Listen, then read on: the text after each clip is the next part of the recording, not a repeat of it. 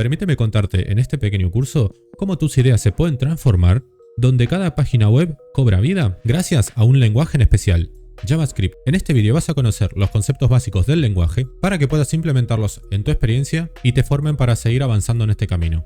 Mi nombre es Chris Codea y te doy la bienvenida a este canal. Sé que seguro lo tendrás más que claro, pero no puedo comenzar un curso de JavaScript sin antes comentarte sobre él. Comenzaré por ¿qué es JavaScript? JavaScript es un lenguaje interpretado, lo que significa que su código se ejecuta línea por línea, por lo que no hace falta compilarlo previamente. Esta característica la hace especialmente accesible para los que se inician en la programación, ya que puedes escribir un pequeño fragmento de código y ver cómo cobra vida directamente en tu navegador. Para comprender JavaScript es muy útil verlo no solo como un conjunto de reglas y de sintaxis, sino como una herramienta para ser capaz de transformar ideas en realidades interactivas. Lo maravilloso de este lenguaje es su versatilidad. Originalmente fue concebido para mejorar la experiencia de usuario en el navegador. Hoy en día se ha expandido no solamente al frontend, sino también al backend, a través de entornos de ejecución como Node.js, haciendo posible desarrollar aplicaciones completas en un solo lenguaje. Comenzaremos un poco conociendo este lenguaje creando, como siempre, nuestro hola mundo. Es algo que debemos hacer en cada nuevo lenguaje en el que vamos a entrar. Pues nos colocaremos, por lo menos yo en mi caso voy a utilizar Visual Studio. Aquí tengo creadas las script.js y nuestro index.html, que es lo que nos sirve para interactuar con nuestro archivo de JavaScript. Entonces yo aquí ya tengo mi archivo enlazado con script.js. Comenzaremos en nuestro archivo, colocaremos un console log, que esta se trata de una función la cual nos permite ver en la consola lo que colocaremos dentro del paréntesis, que en este caso será un hola mundo, y siempre finalizamos con punto y coma. Esto lo podremos ver reflejado. Yo utilizaré Live Server para abrir directamente en el navegador. Aquí se nos abrirá nuestro documento en Chrome. Obviamente ahora no aparece nada porque no he hecho nada directamente en la página, pero si apretamos F12 nos aparecerá esta parte de aquí al lado, en la cual primero veríamos esta parte, que es donde nos aparece toda la estructura del HTML, y si nos vamos aquí a consola, podremos ver nuestro hola mundo, que es lo que nos está reflejando lo que hemos puesto directamente en JavaScript. Vale, una vez hecho esto, comenzaremos a explicar qué son las variables y los tipos de datos. Ese será nuestro inicio del tema. Primero las variables. Piensa en una variable como en una cajita, donde se guarda información. Yo le daré un nombre a esa caja y dentro colocaré lo que yo quiera colocar, cualquier tipo de información, que en este caso puede ser algo como números, letras, palabras, etcétera, etcétera. Cualquier tipo de datos, que eso lo explicaré en un momento. Primero voy a explicarte los tres tipos de métodos que tiene JavaScript para poder crear una variable. Pues estos tres tipos de métodos para llamar a nuestras variables serían var, let y const. El método var permite declarar variables que pueden cambiar y que se permite utilizar dentro de las funciones y no es tan limitado. Entonces aquí por ejemplo yo crearé una variable con mi nombre, la que le pondré Cristian, ¿cuál es mi nombre? Aquí ya podremos ver un tipo de dato de los tantos que voy a explicar luego, que son los strings. Los strings son palabras, tanto palabras como cadena de palabras, como pueden ser frases o simplemente letras. El método para declarar variables del let es un poco más limitado. Este es similar a var, pero solo se puede utilizar dentro del bloque de código que se declara. Es decir, si yo lo pongo dentro de una función o dentro de una condición, pues solamente me serviría para ese bloque de código. Ahora, aquí pues crearé mi edad, al que le pondré 34, la cual es mi edad. Y aquí podremos ver otro tipo de dato, el cual son los números.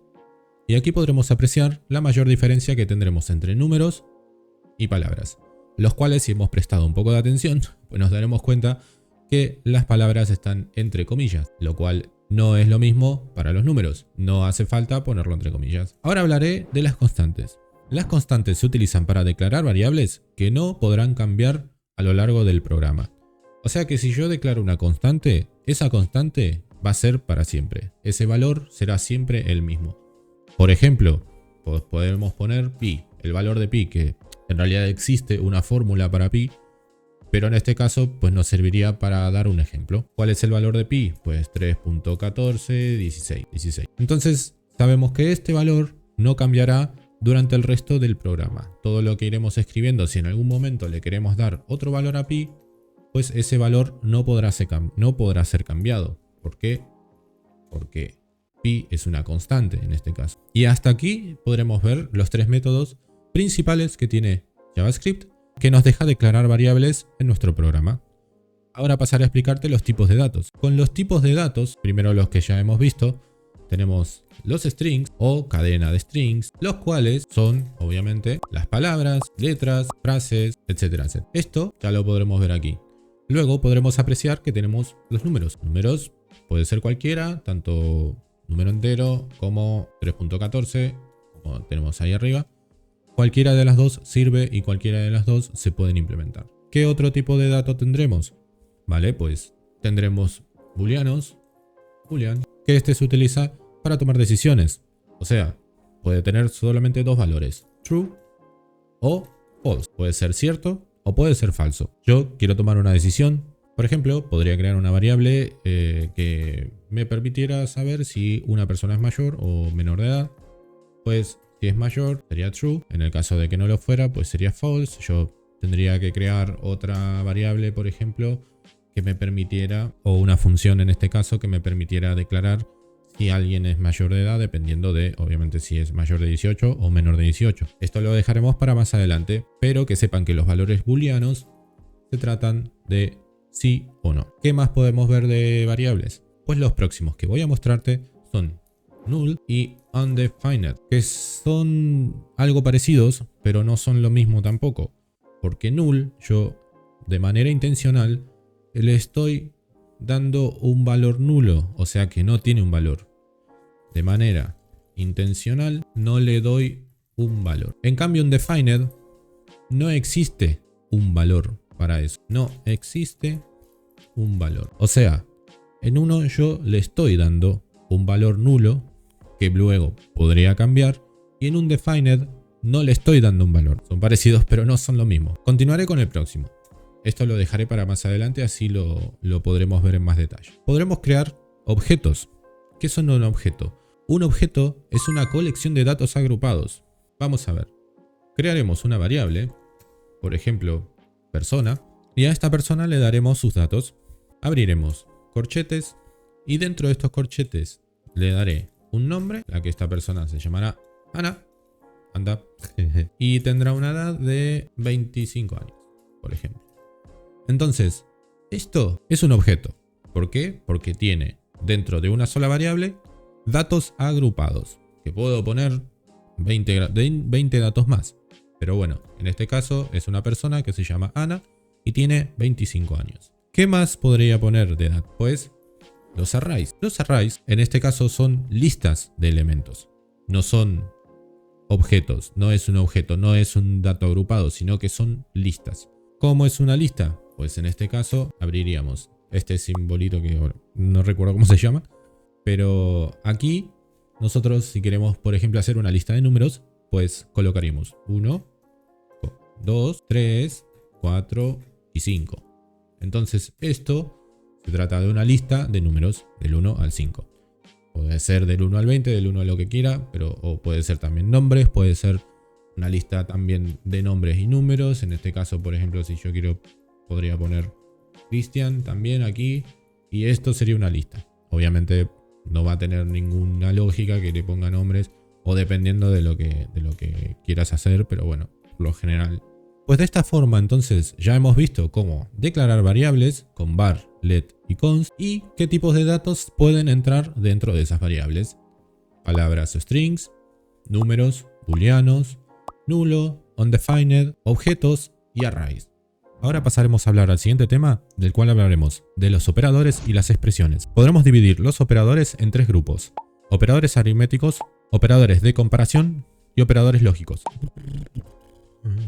Por lo tanto, pasaremos a explicar qué es cada uno. Aquí volveremos a nuestro archivo de script. Esto ya lo podré comentar para que no estorbe. Comenzaremos ahí. Y una vez comentado, pasaré a explicar. Los operadores aritméticos. Estos operadores son los que hemos visto ya en la escuela, los clásicos de resta suma. Podremos comenzar por el de suma, por ejemplo, el de resta, el de multiplicación, el de división y el módulo, el cual es el resto de la división. Pondré unos ejemplos prácticos para que podamos verlos. Comenzaré creando dos variables, una de a es igual a un 5 y una b con 7. Daremos dos números, le pondré a y b para simplificar las cosas para el ejemplo.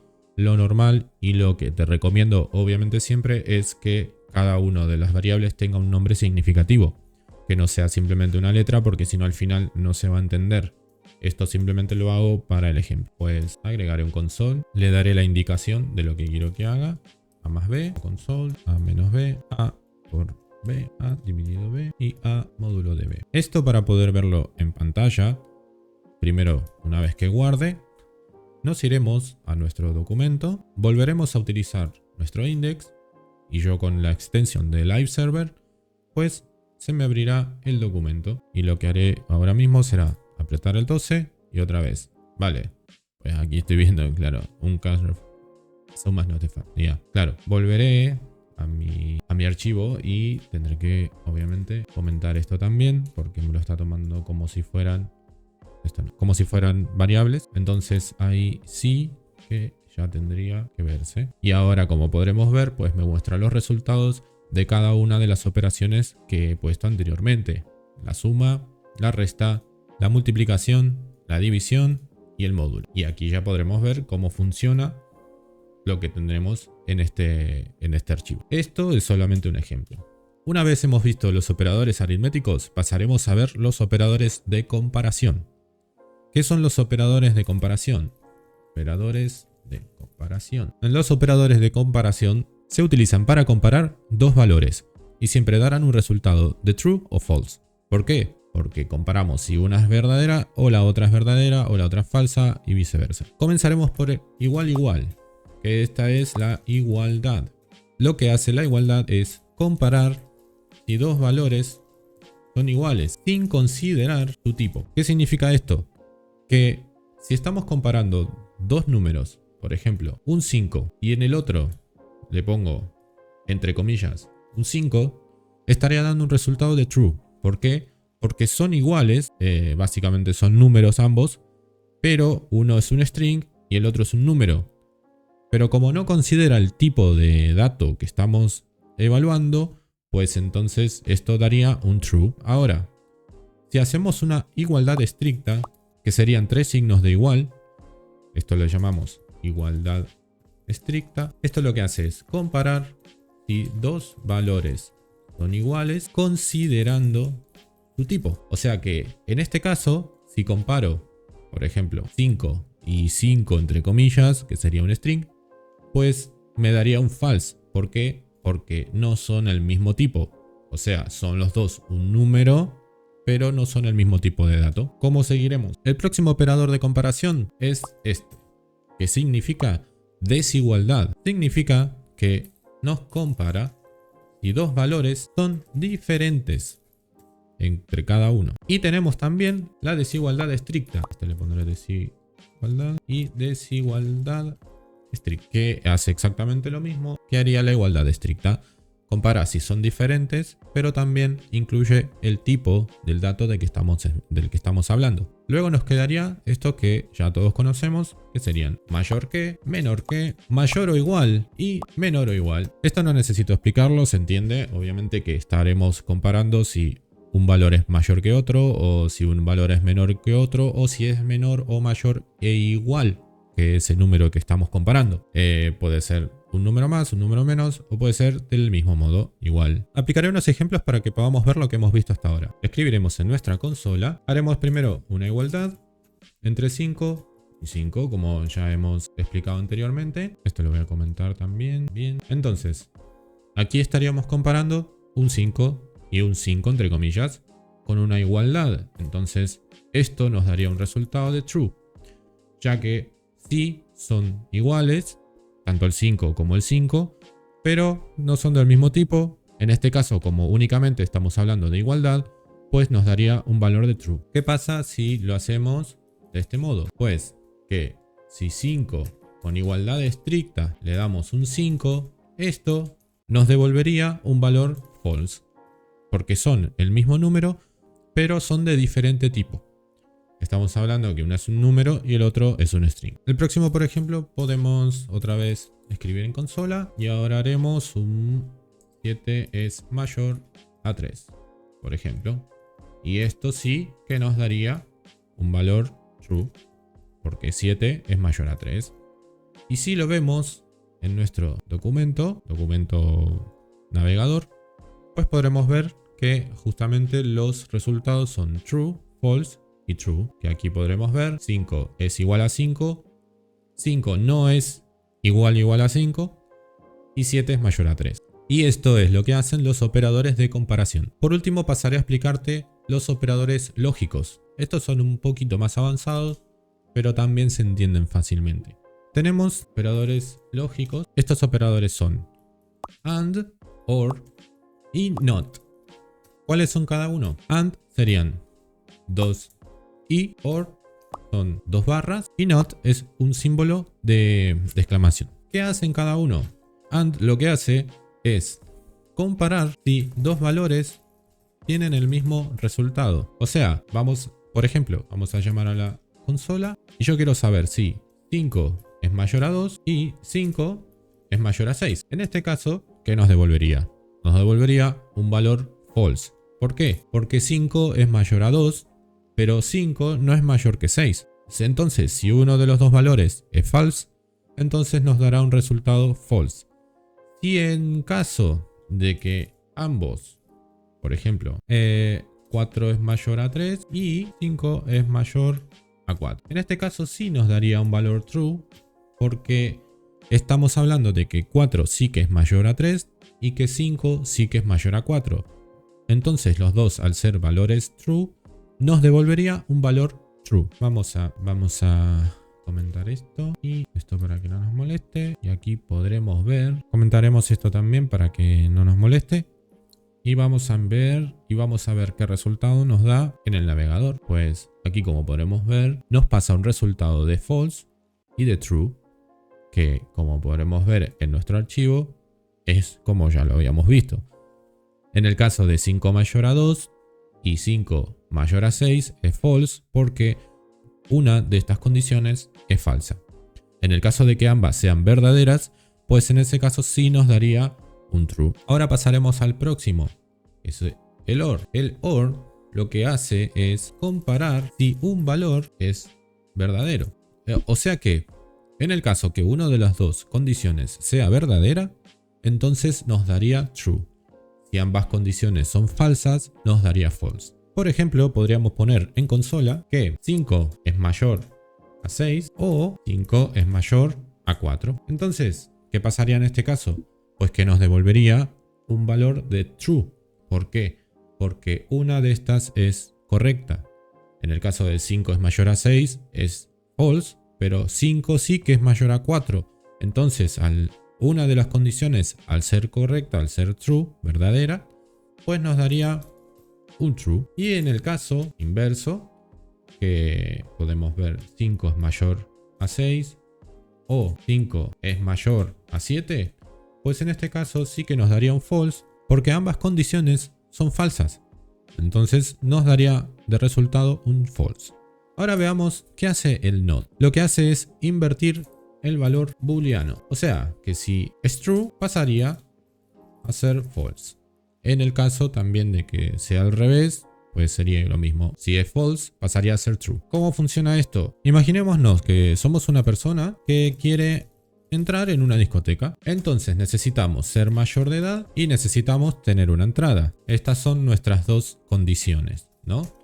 Entonces le crearemos una variable a ser mayor, que supongamos que es true, porque soy mayor de edad. Pero en mi caso yo no tengo una entrada. Entonces, entrada es igual false. ¿Por qué? Porque no tengo una entrada. Entonces pasaremos por consola lo que necesitamos para validar el hecho de que yo pueda entrar a la discoteca. Si yo soy mayor y tengo una entrada, entonces, pero como yo soy mayor pero no tengo una entrada, pues en este caso nos daría un resultado de false, porque obviamente yo no tengo una entrada. Ahora, supongamos que no necesito una entrada, pero necesito ser mayor. Pues entonces tengo que ver si entre ser mayor o una entrada, si una de estas dos es verdadera, entonces el resultado me daría true y me dejaría pasar a la discoteca, porque no tengo una entrada pero soy mayor de edad. ¿Y qué pasa si en realidad no soy adulto? Pues entonces que en este caso lo que haría es, con un diferenciador, con un not, poner ser mayor, y en este caso lo que haría es invertir el valor de booleano, o sea que en este caso pasaría a ser false. ¿Por qué? Porque yo en realidad no soy mayor, entonces pasaría a ser false. Vamos a comentar el resto para que no nos moleste y vamos a ver qué resultado nos da en pantalla. Ahora que hemos actualizado, pues podremos ver que nos da false, true y false. Como hemos visto aquí en el archivo, pues si soy mayor y tengo entrada, pues me dejaría pasar, pero como no tengo entrada, no me deja pasar. En este caso, si soy mayor o tengo una entrada, pues no tengo entrada, pero soy mayor, entonces me deja pasar. Y aquí, como en realidad no soy mayor de edad, soy menor de edad y estoy mintiendo, pues es lo que me hace el not. El not lo que hace es invertir el valor booleano y me lo convierte en false, que como podemos apreciar, aquí nos aparecen los resultados. Y hasta aquí ya tendremos por lo menos los operadores listos. Ahora pasaré a explicarte lo que son las estructuras de control, los que podría dividir en tres tipos. Los condicionales, como el if, el else if y el else. Esto ya te los pasaré a explicar en un momento. Luego tenemos también la estructura switch, también pasaré a explicártela ahora. Y por último tendremos los bucles o los ciclos. Pasaremos de nuevo a nuestro archivo para poder explicártelo mejor. Esto lo voy a dejar un poco más arriba, ¿se ve bien? Esto lo voy a comentar para que no moleste. Y primero explicaré la estructura de control de if. Estructura de control. Las estructuras de control lo que hacen es permitir que el código tome decisiones y repita acciones según ciertas condiciones. O sea que comenzaremos por el if. El if lo que permite es que se ejecuten diferentes bloques de código dependiendo si una condición es verdadera o falsa. Por ejemplo, voy a crear una variable con mi edad, o supongamos que tengo 20 años.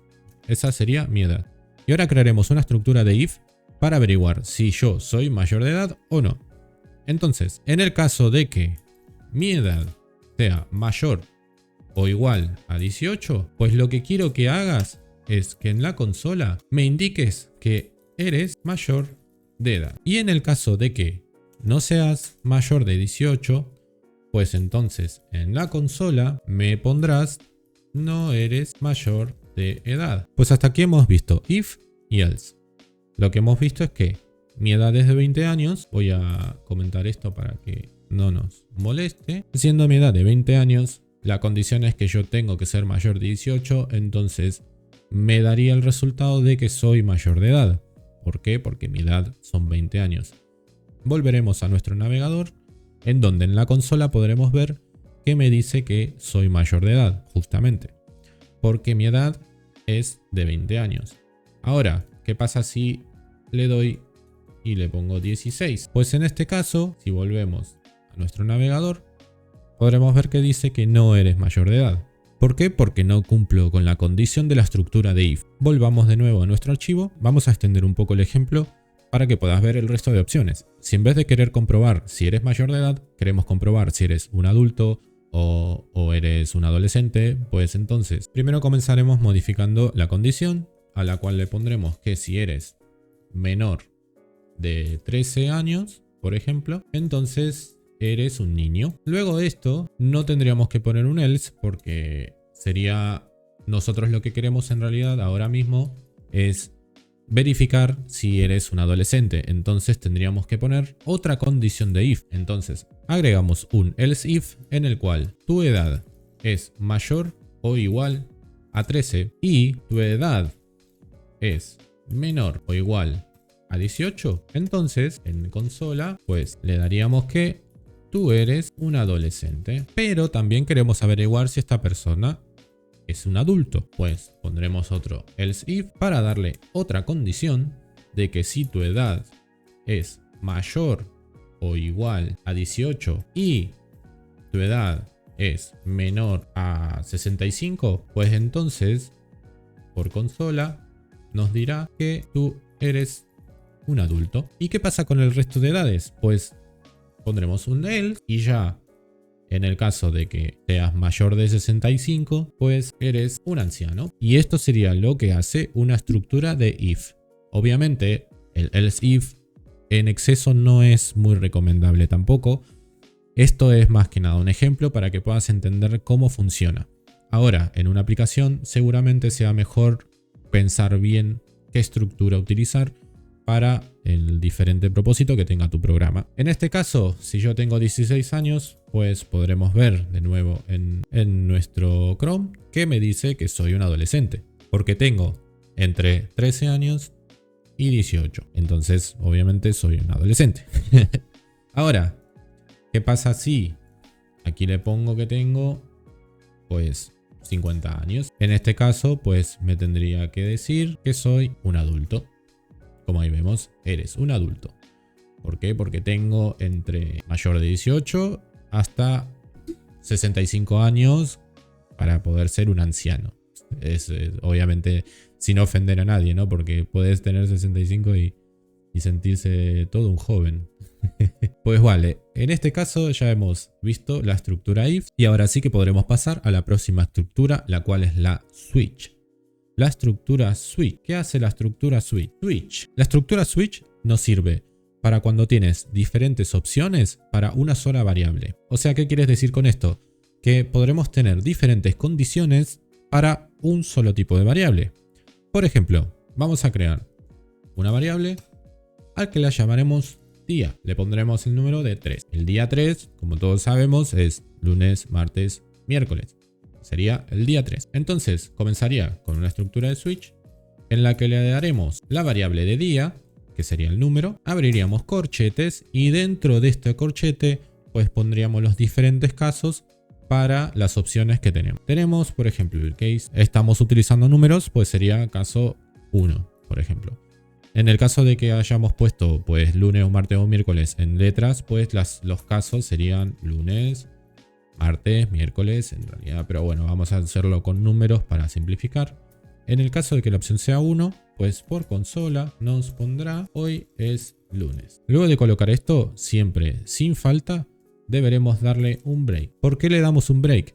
Porque en el caso de que se encuentre con la opción indicada, que en este caso sería el 3, no el 1, pero si se encuentra con esa opción, que finalice el bucle en ese momento, porque si no, no seguiría y obviamente se trataría de un bucle infinito. Entonces siempre sin falta un break, luego del caso. Ahora pondremos en el caso de que el número sea el 2, pues por consola nos dirá que hoy es martes y le damos un break. En el caso de que sea 3, hoy es miércoles y el break. En el caso que sea cualquier otro número, pues le daremos un default para no tener que darle opciones a todas las opciones. O sea, para no tener que dar una condición a todas las opciones, pues abrimos un default y diríamos que es cualquier otro día. Obviamente esto es un ejemplo, por lo cual estamos viendo algo muy básico.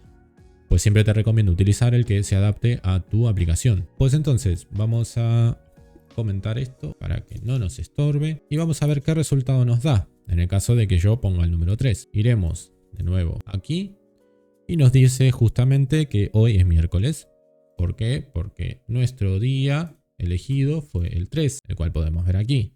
En el caso de que yo le quiera poner aquí el número 6, entonces tendría que darnos el resultado de que es cualquier día. ¿Por qué? Porque no es un día que esté definido, es un día random, que no es ni lunes, ni martes, ni miércoles, porque yo le di esas opciones. Pues aquí ya te he explicado lo que sería la estructura de switch.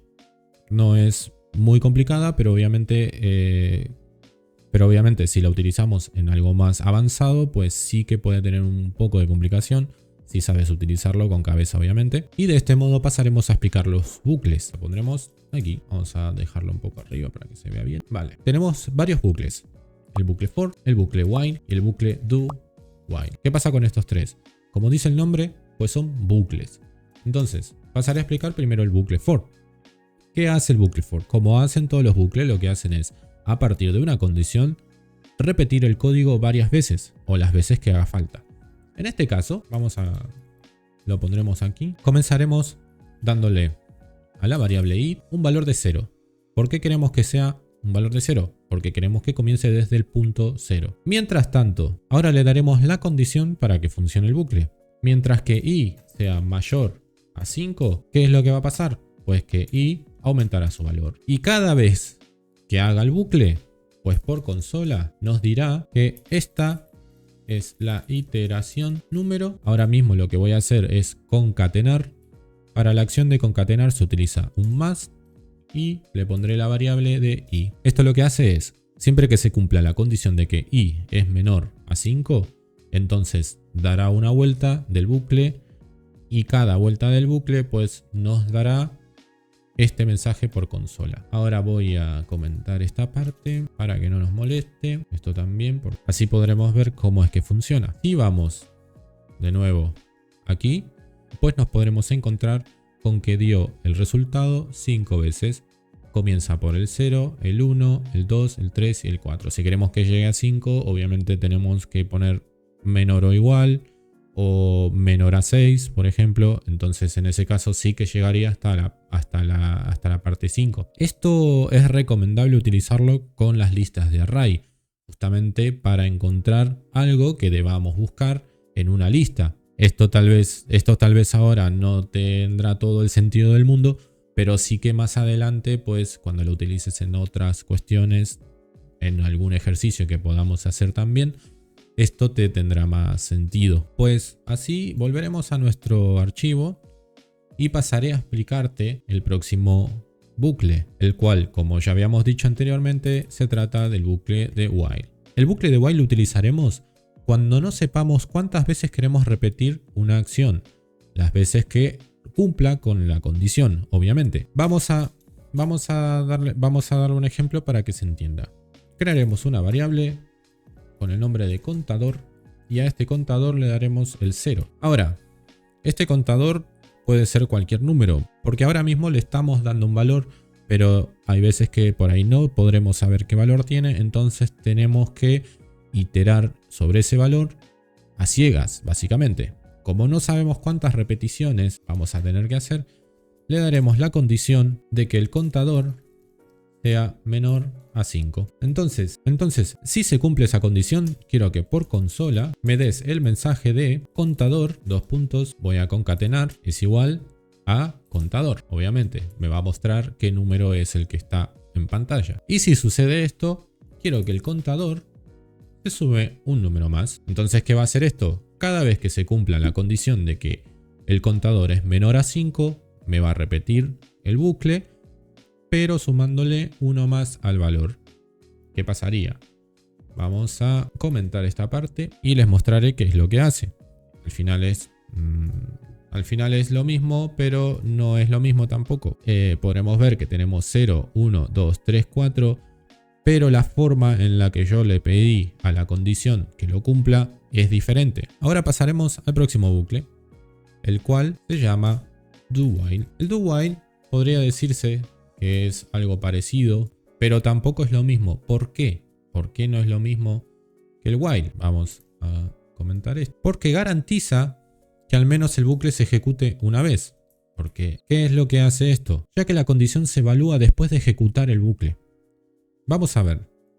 Comenzaré igual, creando una variable a la que le pondré número y a este número le pondré número 0. Ahora abriremos nuestro do, que le estemos diciendo que hagas esto, haz esto. ¿Qué pasa? Pondremos por consola el valor del número, y concatenaremos el número. Y queremos que cuando finalice, pues el número se sume 1. Y ahora sí que le daremos la condición.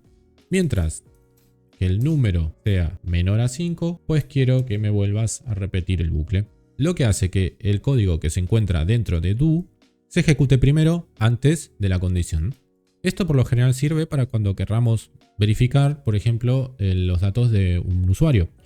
El usuario va a poner su verificador, su código, su lo que sea, y luego en la condición se verificará que este sea verdadero o sea falso. Ahora pasaremos al siguiente tema, lo que ya sería un poquito más avanzado, pero que todavía podemos manejarlo bien, lo cual son las funciones.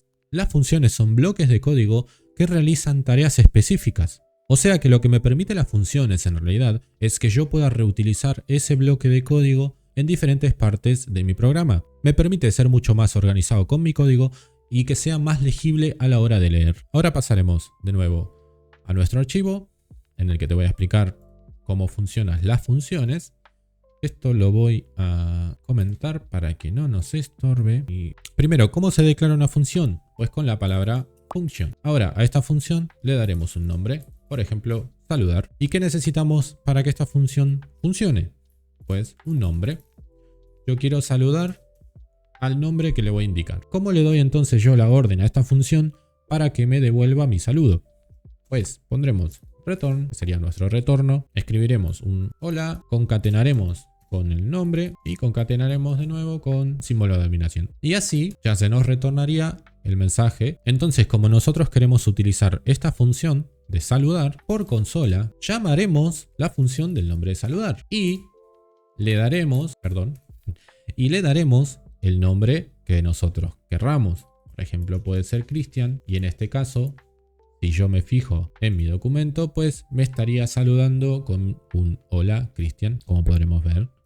Ahora, también podemos hacerlo de otra forma. Por ejemplo, ¿no? Podemos crear una variable con el nombre y aquí le puedo poner Ana, por ejemplo. Y aquí, en vez de poner Cristian, llamaría a la variable de nombre. Entonces, en este caso, pues estaría saludando a Ana, como podremos ver. Hola Ana. Eso es algo más o menos sencillo que se entiende. Una función es algo que te simplifica mucho las cosas, que si yo en cualquier momento quiero utilizar esta misma función, pues la puedo utilizar llamándola directamente. Ahora pasaré a explicarte las funciones como expresiones. ¿Qué significa esto? Te estarás preguntando. A ver, vamos a verlo en el archivo. Por ejemplo, yo aquí voy a crear una constante para la suma. ¿Qué pasa?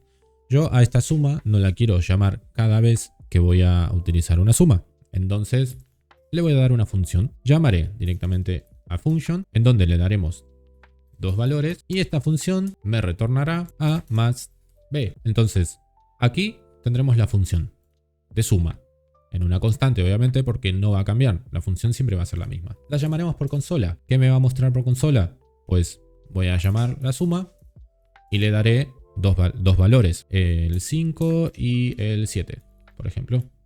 Entonces, lo que hará en este caso será sumarme 5 y 7, que son los dos valores que yo le doy a la función. Y si volvemos a nuestro navegador, pues podremos encontrar que nos ha dado el resultado de 12. Esto obviamente es a partir de la función. Volvamos y quiero simplificarlo mucho más. Ahora te lo voy a simplificar mucho más. Vamos a hacer lo mismo, pero para la resta. Crearemos una función para la resta. Aquí directamente lo que voy a hacer es darle las dos variables y con la flechita, con esta flechita, te estaría simplificando la función y el return. Directamente le voy a decir qué es lo que quiero que haga. Lo que quiero que haga es que me reste A y B. Y así como lo vemos, es la función.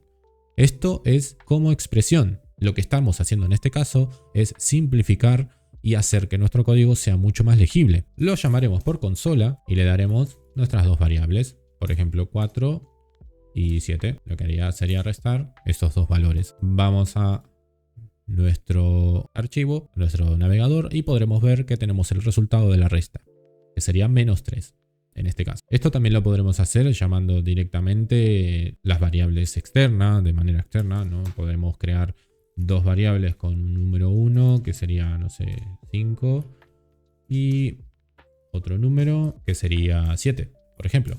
Entonces, en vez de yo poner manualmente el número que quiero, pues pondría num1 y pondría num2. Y esto funciona de la misma manera. O sea, podremos ver que en nuestro navegador pues nos da el resultado igual. Siempre es conveniente utilizar variables externas, pero bueno, uno también puede que necesitemos utilizar datos externos o datos de una base de datos o datos que el mismo usuario va a colocar. Entonces esto lo podremos hacer, pero siempre dependiendo de la funcionalidad que tenga nuestra aplicación.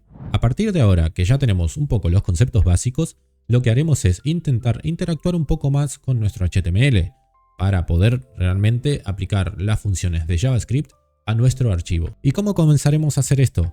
Pues con el DOM, lo que sería el Document Object Model.